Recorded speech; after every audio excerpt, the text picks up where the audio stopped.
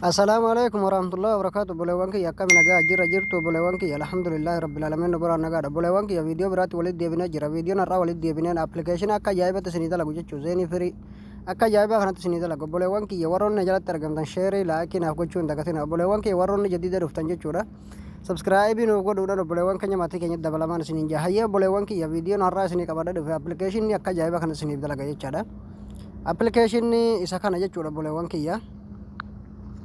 application ni isa kana bolewan kiyya application kana telegram kiyya la sinifin ka linki telegram kiyya video sini waraba jiru yala sinifin ka achi argatani bufattan jechaadha bolewan ki hayya bolewan kiyya happy telegram yala sinifin ka jeetin jira appin kun waa tokko wanni sinirra eegamu jiru jechuudha appi gadi bufattan jechuudha telegram akara sinifin ka sinin jeetin jira appin kun appi kanaan waladda miti jechaadha akka jaayibatti sinii dalaga appin kun baatii tokko bira dalagaa ture jechuudha appin kun appi kanaan waladda miti jecha akka jaayiba kana sinif dalaga aye bolewanki api yero kabu fatan jechuudha update gotan jechu api ala tuli update godhatani me anamma snifin ka jechuudha apicha me anamma asino zon sinin kenya jechuudha boda snif ka rakkon hinjiru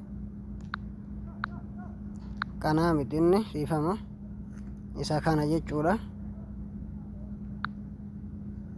isa kana inni ni agartan jeeti yaada jechuudha ni seentan jechuudha shabakaa yoo qabaatan akkuma isin appicha achirraa gabbuuftanii seentaniin ofii isaatiif abdeetti taha jechuudha boleewwan kiyya ayee zeeni isa kanarra kaa'atan jechuudha zeeni firii kana akkanarra jirti jechuudha zeeni fi jawwii firiidha dalaga jechuudha mobaayilii 39 fi kan 60 ni dalaga jecha akka ajaa'ibaa kana dalaga anama zeni waan hin qabuuf zeni irraa an filadha jechuudha kan gubbaadha gubbamatti dhiiftan obboleewwan kiyya dalasiifne laalla akkuma argaa jirtan kana jechuudha aappin waa tokko isinirraa hin eegu jechuudha aappin akka ajaa'ibaa kanatti isiniif dalaga jecha obboleewwan kiyya aappin akkuma asitti argaa jirtan kana ni agartan jeetii yaada jecha aappin akka ajaa'ibaa kana dalaga akkuma asirratti argaa jirtan kana connecti ta'e jechuudha xiqqoo takkallee hin dhibaa akka ajaa'iba dalaga hayyee obboleewwan kiyya appin kun dalaguu fi dalaguu dhabuu isaadha youtube seennee walumaan haa laallu